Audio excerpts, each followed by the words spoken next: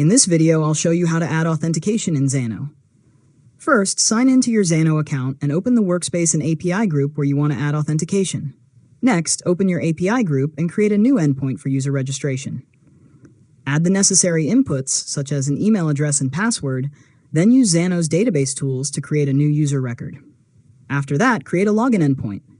Add inputs for the user's email and password, then use Xano's authentication tools to verify the credentials and generate an authentication token. Now, protect the endpoints that require a signed-in user. Open the endpoint settings and enable authentication, then choose the appropriate authentication method. This ensures that only requests with a valid authentication token can access protected data.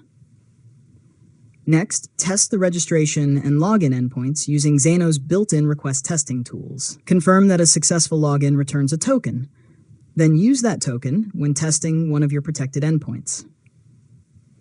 Finally, connect your frontend to these endpoints. Store the authentication token securely and include it with requests that require authentication. Test the complete flow by creating an account, logging in, and accessing a protected endpoint.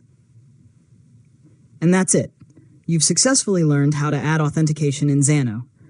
If you found this tutorial helpful, make sure to subscribe to Learn Mode Lab for more tutorials.